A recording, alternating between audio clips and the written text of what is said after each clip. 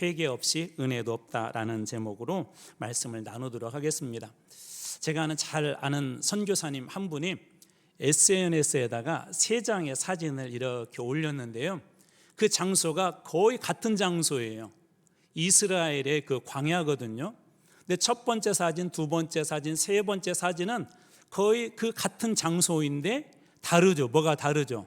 첫 번째 사진에는 아무것도 없는 풀도 하나도 이렇게 보이지 않고, 두 번째 사진에는 있긴 있는데 조금 이게 그래도 꽃이라도 몇 개 이렇게 피어 있고, 세 번째 사진에는 완벽하게 이 광야인데도 많은 꽃들이 이렇게 피어 있는 걸 보게 됩니다. 무슨 차이가 저렇게 만들어내었을까요? 맞아요. 비가 그렇게 만들어낸 겁니다. 비 건기 때, 이스라엘은 건기가 우기가 있는데 건기 때는 저렇게 땅이 아무것도 없는 것처럼 죽은 땅처럼 이렇게 보인대요. 그러다 비가 조금 이렇게 내리기 시작하면 여기저기서 꽃이 한두 송이씩 이렇게 피기 시작합니다. 그러다가 우기 때가 되면 비가 많이 내리게 되면 저렇게 이 꽃이 만발하게 된대요. 하나님의 은혜도 이 비와 같습니다. 우리 은혜는 우리의 메마른 영혼에 생기를 주는 것이 바로 이 하나님의 은혜입니다. 그래서 은혜를 받게 되면 뭐가 달라지죠? 원망했던 게 감사로 바뀌게 되고요, 은혜를 받게 되면 슬퍼했던 것을 오히려 기뻐하게 되고, 은혜 받게 되면 또 이 불평했던 것을 감사로, 원망했던 것을 축복으로, 그렇게 모두 우리 생각과 삶이 바뀌는 것을 보게 됩니다. 그런데 어느 날 우리 삶에서는 은혜를 누리는 사람들이 그렇게 많은 것 같지가 않습니다. 우리의 삶에 많은 것들이 예전보다 정말 많이 좋아졌죠. 형편들이 좋아지고 삶의 수준이 좋아졌고, 우리가 누릴 수 있는 많은 것들이 예전보다 좋아졌음에도 불구하고 오히려 교회 안에도 메말라 가고 있는 듯한 그런 인상을 받습니다. 하나님께서 주신 그런 은혜가 부족했을까요? 아니면 하나님의 은혜가 바닥에 나가서, 과거에는 하나님께서 은혜를 많이 주셨는데 이제는 바닥이 나서 그 은혜가 더 이상 부어지지 않는 것일까요? 그렇지 않습니다. 하나님의 은혜는 여전히 풍성하게 늘 내리고 있어요. 문제는 뭐냐면 우리가 그 은혜를 담을 수 없다는 거예요. 우리 그릇이 작아서가 아니라 죄의 문제 때문에 하나님 앞에 회개를 어느 순간 잃어버렸기 때문에 하나님께서 풍성한 은혜를 주심에도 불구하고 그 은혜 속에 살아가지 못한다는 것입니다. 예를 들어서 깨진 항아리가 이렇게 있는데 열심히 거기에다가 물을 부으면 어떻게 될까요? 물이 채워지지 않겠죠. 하나님의 은혜도 그와 같습니다. 하나님께서 우리에게 풍성한 은혜를 계속 부어줌에도 불구하고 우리 영혼이 깨진 항아리처럼 되어 있어서 아무리 하나님의 많은 은혜를 부어주셔도 내 삶과 내 삶의 현장에 이 은혜가 채워지지 않는다는 거예요. 그래서 이와 같은 사실에 대해서 에레미야 선지자는 이렇게 이야기를 합니다. 에레미야 2장 13절 말씀, 내 백성이 두 가지 악을 행하였나니 곧 그들이 생수에 근원되는 나를 버린 것과 스스로 웅덩이를 판 것인데, 스스로 웅덩이를 파서 내가 물을 많이 얻어야 되겠다라고 그렇게 스스로 웅덩이를 팠대요. 근데 그것은 그 물을 가두지 못할 터진 웅덩이라, 그 물을 가둘 수 없는 터진 웅덩이, 마치 깨진 항아리에다가 열심히 그 깨진 독에다가 물을 붓지만 채워지지 않는 것처럼 하나님께서 아무리 은혜를 주셔도 이스라엘은 채우지 못하는 그런 영적인 상태가 되었다는 것입니다. 즉 은혜가 없는 신앙은 결과적으로 영적으로 메말라 버리고 영적인 생명력도 잃어버리게 됩니다. 그래서 이것을 갖다가 중요하게, 이 문제에 대해서 하나님이 다루실 때 가장 중요하게 다루는 문제가 하나가 있는데 바로 이 죄에 대해서 하나님은 심각하게 다룹니다. 왜 그러냐면 이 깨진 항아리가 되게 하는 중요한 원인이 바로 이 죄에 있거든요. 오늘 본문의 말씀에서도 하나님은 죄에 대한 분명한 태도로 우리들에게 말씀하시는데요, 첫 번째로 죄는 반드시 심판을 받는데, 여러 번 얘기 드렸죠. 죄는 반드시 심판을 받는데요. 에스겔서 18장 30절 앞부분입니다. 주 여호와의 말씀이니라, 이스라엘 족속아 내가 너희 각 사람이 행한 대로 심판할지라. 내가 너희 각 사람이 행하는 대로 하나님께서 어떻게 하시겠다고요? 심판하시겠다, 그렇게 이야기합니다. 하나님은 죄에 대해서 간과하지 않아요. 하나님은 죄의 문제를 반드시 다루신다는 것입니다. 특별히 이 심판은 개인적인 것이래요. 그러면서 너희 각 사람이 행한 대로 각 사람의 그 죄를 하나님께서 다 물어보시겠다는 거예요. 재보시겠다는 거예요. 이것은 남을 탓할 수도 없습니다. 이것은 남에게 의지할 수도 없습니다. 내가 죄를 지었으니까 내 죄값을 대신 좀 갚아주십시오, 그렇게 할 수 없다는 거예요. 우리는 각자 하나님 앞에 서서 자신의 죄에 대한 책임을 반드시 져야 한다는 것입니다. 두 번째, 어떠한 죄도 예외가 없다라고 말씀하시는데요, 30절 말씀입니다. 모든 죄에서 떠날지어다. 그냥 죄라고 하지 않고 하나님은 이렇게 말씀하세요. 모든 죄. 그러니까 크고 작은 죄가 없다는 거예요. 이런 죄는 용납이 되고 저런 죄는 용납이 되고, 그것이 아니라 어떤 죄도 예외가 없다. 어떤 죄는 괜찮고 어떤 죄는 심각하고 어떤 죄는 문제없고 어떤 죄는 문제가 있다가 아니라 모든 죄는 예외가 없다는 거예요. 아무도 모르는 죄도 예외가 없다는 겁니다. 사람들이 모르고 또 사람들이 이 정도는 뭐 할 수 있지, 그렇게 용납하는 죄도 예외가 없다는 거예요. 사람이 보지 않는다고 그래서, 또 사람들이 괜찮다고 그래서 하나님 앞에서 그것이 죄가 아니다라고 할 수 없다는 것입니다. 회개하지 않은 그런 죄는 마지막 순간에 마치 벌거벗은 것처럼 다 드러나게 될 것이라고, 숨긴다고 해결되는 것이 아니라 하나님께서 그 모든 그런 죄에 대해서 물을 것인데, 괜찮은 죄, 안 괜찮은 죄가 없다라고 말씀하십니다. 그리고 세 번째로는 죄의 결과는 죽음이다라고 말씀하시는데, 오늘 말씀의 31절입니다. 이스라엘 족속아, 너희가 어찌하여 죽고자 하느냐. 죄의 문제 때문에 얘기하시는 거거든요. 이스라엘 족속아, 너희가 어찌하여 그 죄 때문에 죽고자 하느냐. 죄를 단순히 너희들 잘못했어 라고 하나님 취급하지 않고 죄의 문제를 어디에다 연관시키는 거예요? 사망에 연관시키고 있는 것이죠. 단순한 실수가 아니라 죽음에 이르게 하는 것이 바로 이 죄다라고 그렇게 이야기합니다. 마치 죄는 무엇하고 똑같다고 그랬죠? 그래서 잘려버린 나무, 뿌리에서 잘린 나무가 똑같다고 그랬죠. 잠시 동안에는 푸르게 보일 수 있고 잠시 동안에는 멋있게 보일 수 있지만, 뿌리에서 잘린 나무는 반드시 시들고 말라버리고 죽는 것처럼, 마찬가지로 죄는 하나님과 우리 사이를 갈라버리고 잘라버리고 하나님 앞에서 건강하게 살아가지 못하도록 합니다.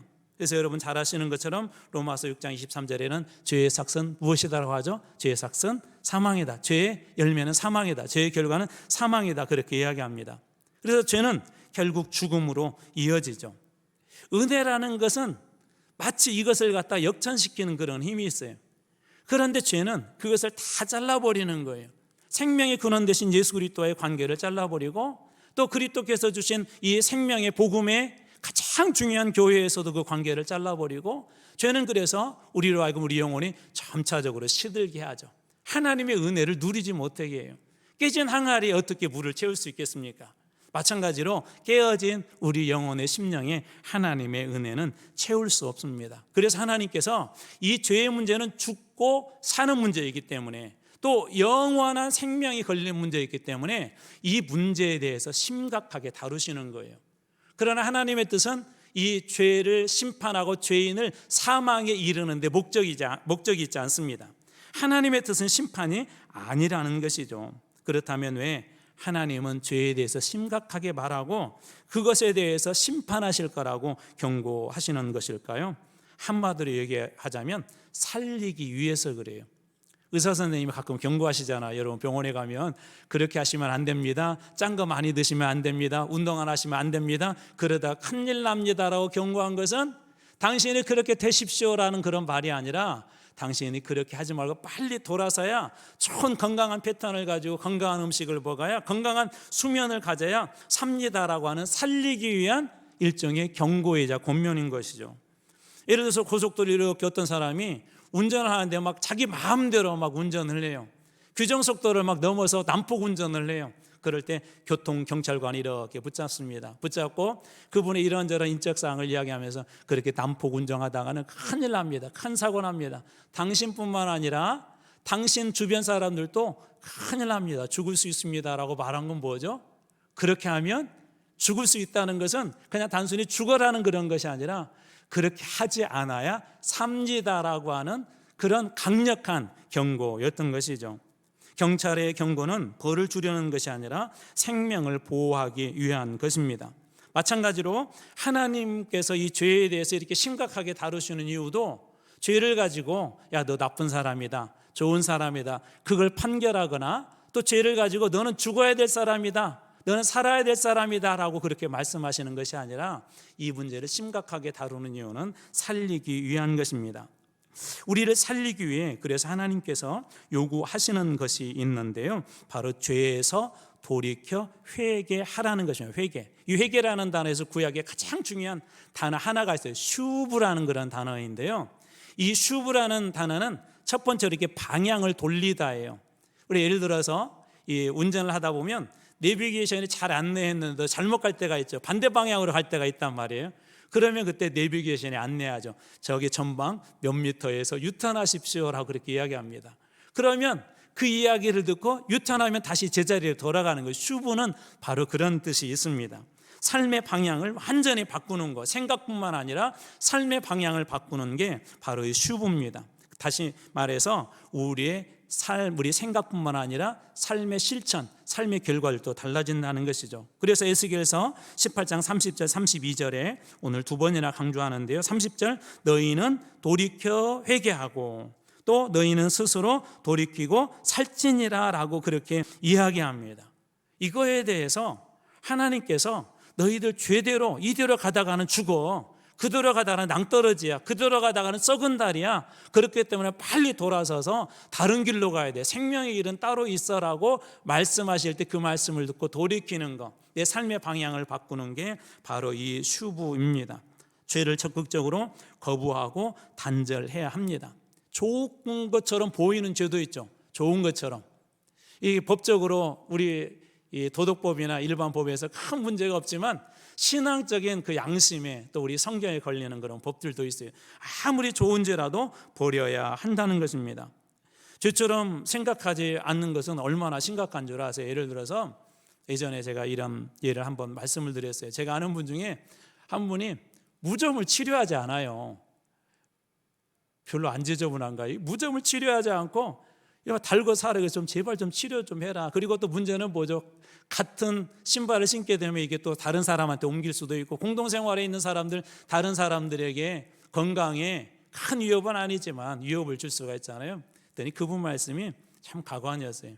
무좀을 치료하지 않는 이유는 가려울 때 긁으면 그렇게 시원하대요.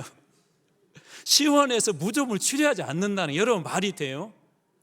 이렇게 제가 한번 각색을 해볼게요. 어떤 분이 정말 몸무게가 안 나가는 분이 계세요. 이 정상적인 몸무게보다 작아. 이게 몸무게가 어느 정도 되어 있어야 힘도 쓸 수 있잖아요. 일도 할 수가 있잖아요. 그런데 어느 날 이분이 암에 걸렸어요. 극단적인 예예요.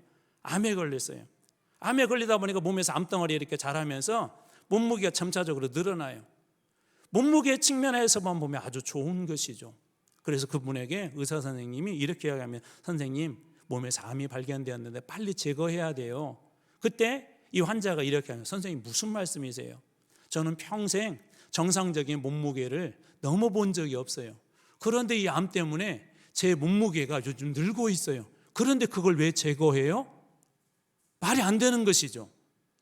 그것은 아무리 내 몸무게에 좋은 몸무게를 더해주고, 내가 그동안에 정상적인 그런 몸무게를 유지할 수 없었는데 정상적인 몸무게를 만들어준다 할지라도 그것은 어떤 것들이죠? 제거해야 될 것들이죠.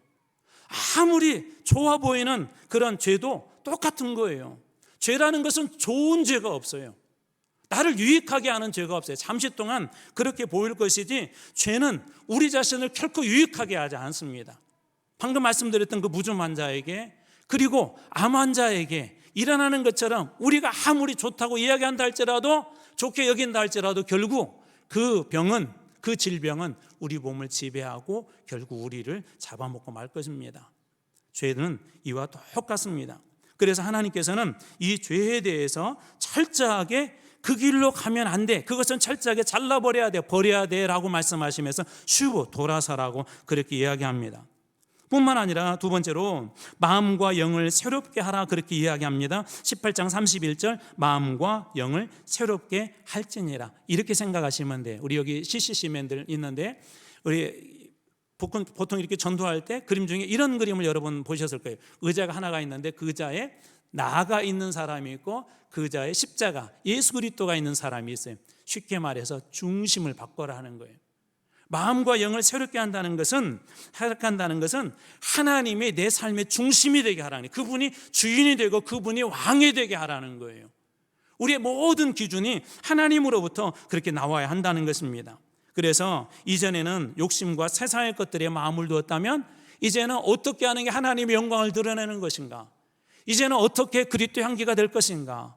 이제는 어떻게 하나님을 자랑할 것인가? 또 영을 새롭게 하라는 것은 성령 충만하다, 성령의 지배를 받는 상태, 내 마음과 뜻대로 하는 것이 아니라 성령님께서 인도하신 그 삶에 순종하며 살 수 있는 그런 상태, 다시 말해서 중심이 바뀌는 거예요. 그 중심의 주인이 내가 아니라 하나님으로, 성령님으로 바뀌는 것입니다. 그래서 더는 죄에 살지 않고 하나님이 삶의 주인이 되어서 그분이 원하는 삶을 살아내는 것, 이것이 마음과 영을 새롭게 하는 것입니다. 이러한 모습을 구약에 가장 잘 보여주는 한 그림이 있어요. 여러분들이 한두 번 소개했지만 한 번 더 소개하려고 합니다. 바로 나오미의 가족의 이야기입니다. 구약의 룻기에 나오는 나오미 가족 얘기예요. 그 남편이 엘리멜렉이라는 사람이었는데 베들레헴에서 나름대로 잘 살고 있었어요. 그런데 어느 날 이 베들레헴도 이 기근을 피해갈 수가 없었어요. 먹고 살 게 많지가 않았어요. 그래서 이 엘리멜렉이 아내 나오미 그리고 말론과 기론이라고 하는 두 아들이 있었는데 이 아들들, 가족들을 데리고 모압 땅으로 이주를 하게 됩니다. 모압은 참고로 풍요의 땅이에요. 모압은 참고로 그곳에 가게 되면은 많은 것들을 어느 정도 이곳에서 베들레헴에서 보장받을 수 없는 것을 보장받을 수 있는 곳이 바로 이 모압 땅입니다. 그래서 룻기 1장 2절에는 이렇게 되어 있어요. 그들이 모압 지방에 들어가서 거기 살더라. 풍요와 안정의 땅으로 들어간 거예요. 베들레헴은 하나님께서 그 지파에게 그리고 나오미와 엘리멜렉 가문에 허락하신 약속의 땅입니다. 약속의 땅을 벗어나서 자기들이 볼 때 모압에 가면 우리 좀 더 풍요롭게 살 수 있고 우리 아이들 교육도 어느 정도 잘할 수가 있고 또 그곳에 가게 되면 우리 아이들 장래의 문제도 해결할 수 있어 하고 그런 마음으로 이 가족이 모압으로 간 것이죠. 그러나 그곳에서 겪은 일은 참으로 참혹했습니다. 먼저 그 남편 엘리멜렉이 죽고요. 또 두 아들도 죽고요. 또 그나마 가지고 갔던 모든 재산을 모두 다 잃어버립니다. 그리고 이 나오미는 이제 어쩔 수 없이 그곳에서 고향 베들레헴으로 돌아오게 되는데요. 그때 자기의 이름을 사람들에게 이렇게 불러달라고 합니다. 룻기 1장 20절 나오미가 그들에게 이르되 나를 나오미라 부르지 말고, 나오미라는 뜻은 기쁨이라는 뜻이에요. 나오미의 이름은 기쁨이에요. 야 기쁨아 기쁨아 그런 거예요. 그런데 이 나오미가 뭐라고 했냐면 이제는 나를 마라, 쓰다라는 말이거든요. 괴로움, 나는 쓰디 쓴 인생이다. 나는 기쁨의 사람이 아니라 나는 쓰디 쓴 인생, 괴로움의 인생이야. 나를 괴로움이라는 이름으로 불러줘라고 사람들에게 그렇게 자기를 이야기합니다. 하나님을 떠나 세상을 의지했을 때 그녀의 삶이 어떠했는지를 보여주는 이 이름인 것이죠. 그 나오미가 이제 고향으로 귀향을 하는데요. 룻기 1장 22절입니다. 나오미가 모압 지방에서 그의 며느리 모압 여인 룻과 함께 돌아왔는데, 이 단어가 중요해요. 돌아왔는데 그들이 보리추수 시작할 때, 또 이 문장이 중요합니다. 돌아왔는데라는 말과 보리추수 시작할 때, 이 돌아왔다는 말이 아까 회개의 대표적인 구약의 단어인 슈브라는 단어예요. 그러니까 이 그림을 그냥 단순히 나오미가 모압 땅에서 베들레헴으로 돌아왔다 그렇게 보시면 안 돼요. 아까 모압 땅은 풍요와 안정이라고 그러죠. 그들이 선택해서 갔죠. 베들레헴은 어떤 땅이라고 해서 하나님께서 그와 그의 가문에게 허락하신 약속의 땅이죠. 그래서 하나님께서는 이 안에 우리들의 그냥 단순히 귀향했다는 그런 의미가 아니라 이 나오미가 하나님께서 주신 그 약속의 땅으로 회개하고 돌아왔다고 하는 그림의 언어가 바로 이 단어 속에 들어 있습니다. 모압으로 떠날 때는 기근을 피하려고 그들이 결정해서 갔지만, 그러나 하나님께서 그들로 하여금 다시 돌아올 수 있도록, 나오미로 하여금 다시 돌아올 수 있도록 그렇게 회개케 하신 것이죠. 그리고 보리 추수를 시작할 때라는 의미는 그 문장이 중요하다고 그랬는데, 의미는 새로운 시작과 풍요로움을 얘기해요. 다시 말해서 하나님께서 말씀하신 그곳으로 그들이 돌아왔을 때 하나님께서 새로운 시작을 하게 하시고, 그들의 삶 속에서도 부족하지 않도록 풍요로움을, 모압으로 갈 때는 자기들이 원해서 갔지만 채워지지 않았지만 하나님께서 채워준다는 그런 그림이 그 속에 들어있는 것이죠. 하나님께서 회개하고 돌아온 나오미를 새로운 축복으로 예비하셨다라고 그렇게 그 성경이 보여주는 것입니다.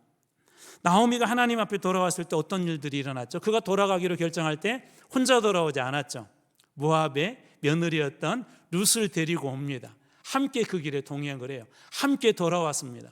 그리고 두 번째로 그가 돌아왔을 때 그곳에서 이 나오미의 가문은 이제 완전히 다 끝났는데, 이 룻을 통하여서 보리 추수가 시작할 때, 추수를 시작할 때 바로 그 타작마당에서 보아스를 이 룻이 만나게 됩니다. 그리고 두 사람은 사랑에 빠지고 나중에 결혼을 하게 되고, 이 결혼한 그 자손이 바로 다윗의 자손이 되고, 다윗의 자손이 나오고, 그리고 후에 메시아가 그 가문에서 나오게 됩니다. 돌아왔을 때 하나님께서 어떠한 축복을 해주셨는지를 보여주시는 것이죠. 하나님께 이처럼 돌아오는 자, 회개하는 사람들에게는 은혜가 부어집니다. 그러나 하나님으로부터 떠난 사람들은 마치 깨진 항아리처럼 하나님께서 아무리 은혜를 부어주셔도 채울 수 없다는 것이죠.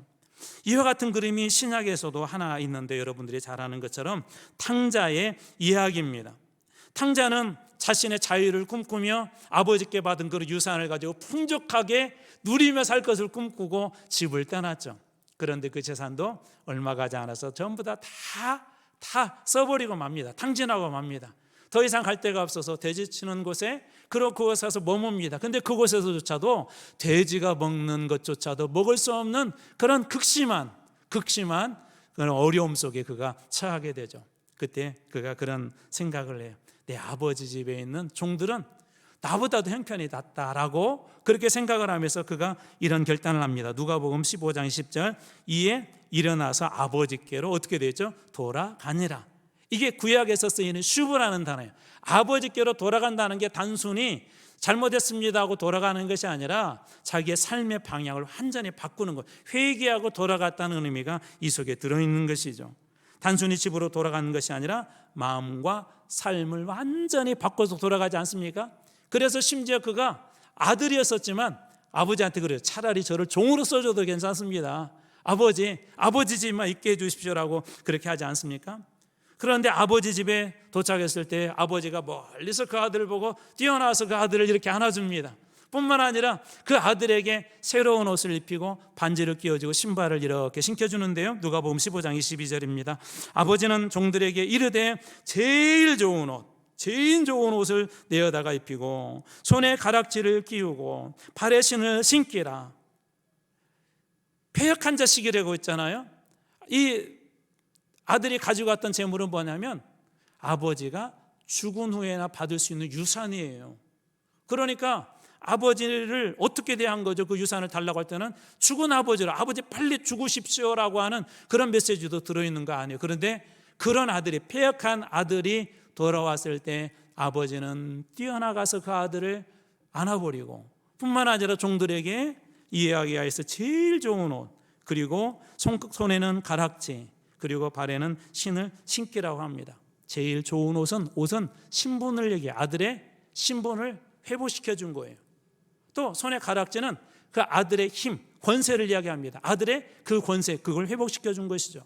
신발을 신겼다는 건 종들은, 하인들은 신이 없었어요. 노예들은 신발이 없었습니다. 무슨 얘기냐면 자유자로서 그에게 의미를 부여한 것이죠. 돌아온 아들에게 아버지가 준 그런 축복입니다. 자, 그렇다면 오늘 우리 지금 한국 교회는 어떻습니까? 우리 교회도 하나님께서 주신 이런 완전한 은혜 속에 있는 것 같습니까?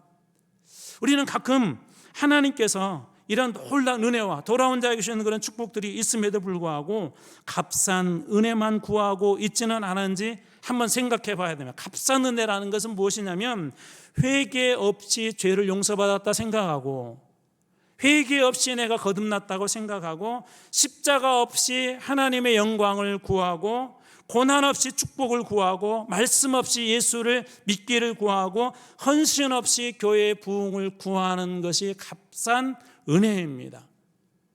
예수님께서 우리를 살려주실 때 십자가 없이 살려주신 게 아니시잖아요. 그렇죠? 예수님께서 하늘의 모든 영광들 다 버리고 그 헌신과 그 열심과 그 열정과 하나님의 열심으로 구원이 이루어진 것처럼 하나님께서는 우리에게 값비싼 은혜를 주셨는데 우리 성도들은 그것을 쉽게 얻으려고 그래요. 십자가 없이 교회가 잘 되기를 원하고 헌신 없이 교회 안에서 은혜 받기를 원하고 하나님 앞에 훈련받는 것 없이 내가 좋은 그리스도인이 되기를 원한다면 바로 그것이 값싼 은혜입니다. 회개 없이 우리가 구원받을 수 없는 것처럼 회개 없이 하나님의 은혜 속에 들어갈 수 없는 것처럼 값싼 은혜는 결코 우리 개인이나 교회를 건강하게 할 수가 없습니다. 나오미처럼 철저하게 모압 땅에서 10년 이상을 살아서 그 땅에 익숙해졌다 할지라도 그 땅을 떠나야 하고 이 집을 나갔던 탕자가 다시 집으로 돌아올 때 그의 신분과 그의 권능과 그에게 주어진 모든 영적 자유함들을 회복이 되는 것처럼 값싼 은혜가 아니라 하나님께 주신 값비싼 은혜 속에 십자가를 즐거워하고 고난을 즐거워하고 헌신을 즐거워할 때 이 하나님의 은혜는 우리 속에서 풍성하게 되는 것입니다. 우리 전라도 출신 중에 유명한 한국의 파바오로티로 불리는 집사님이 한 분 계세요. 조용갑 집사님이라는 분인데 이분이 가거도 출신이에요. 가거도. 이분의 가정이 집에서 잘 살았대요. 할아버지 때까지만 하더라도. 그런데 할아버지 때 재산을 갖다가 다 잃어버린 거예요. 탕진한 거예요. 그러니 그 풍성한 삶을 살았던 그 아버지는 얼마나 힘들었겠어요.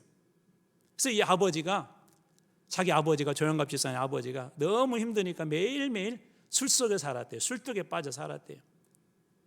또 그 마음속에 원망이 있고 또 자기 아버지, 할아버지겠죠. 우리 조 집사님한테는. 그런 게 있다 보니까 늘 술 먹고 집에 들어오면 밤 새벽 1시고 2시고 막 애들을 깨워서 노래시키고 심할 때는 막 폭력을 가하고 이 집사님의 꿈이 뭐냐면 집을 떠나는 거. 아버지가 보이면 숨는 거였대요.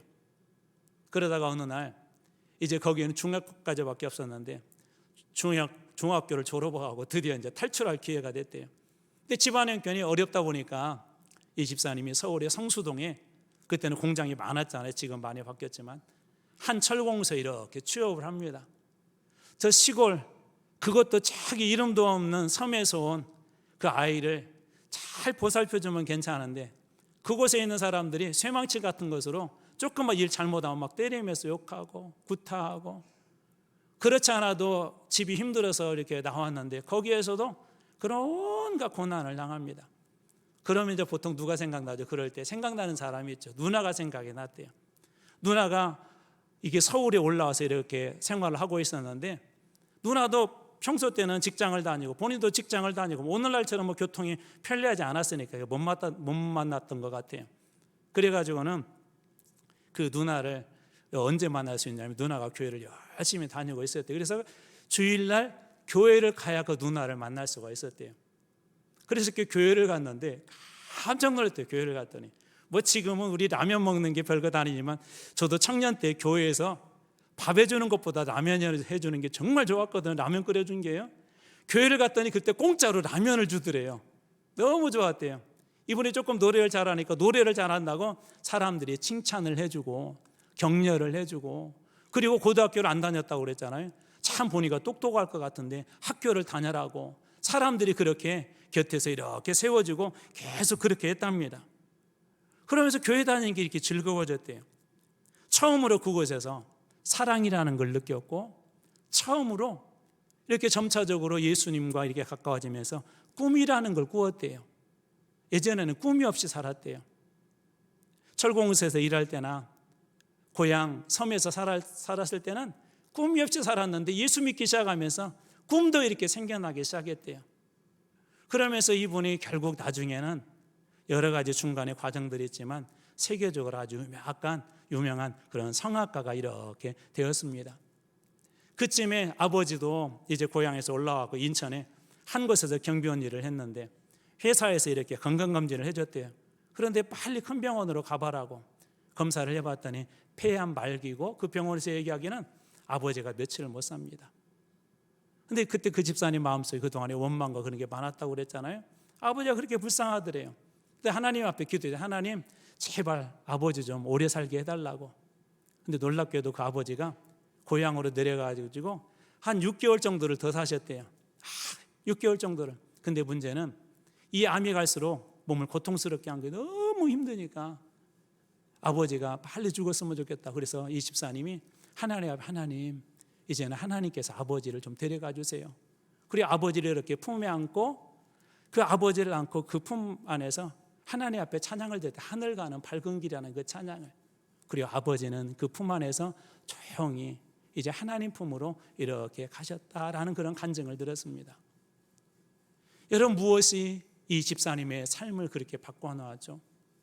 원망과 자기 자신에게 좌절을 주고 꿈을 앗아가 버리고 그 모든 것들을 앗아갔던 그분이 예수님을 만나고 죄가 아닌 것처럼 원망해도 당연한 것이라고 생각했던 거, 아버지에 대해서 불평해도 당연하게 생각했다는 거, 그런 아버지라면 저주해도 당연하고 생각했던 그런 것들이 하나 앞에 하나 둘씩 회개되어지면서 마지막 순간에 그 가족들도 아버지도 예수를 믿고 또 이 집사님은 그 아버지를 정말 하나님 앞에 간절히 긍휼한 마음으로 부탁하며 찬송하며 그렇게 보내드릴 수 있었던 것 아닙니까? 진정한 회개라는 것은 우리의 삶에 이러한 변화들을 가져옵니다. 진정한 회개는 또한 이런 놀라운 은혜들을 본인뿐만 아니라 우리 가정에도 가지고 옵니다. 저는 여러분들이 이번 3월 한 달을 보내면서 하나님과의 관계에서 이런 부분들을 좀 회복하시기를 주님으로 축원합니다. 그때 여러분 안에 말할 수 없는 하나님의 은혜가 가득 부어져서 우리의 삶의 형편에 상관없이, 내 고난의 현장에 상관없이, 내 물질에 상관없이 하나님 앞에서 정말 감사하며 살 수 있는 은혜로 풍성한 여러분들 다 되시길 주님의 이름으로 축원합니다.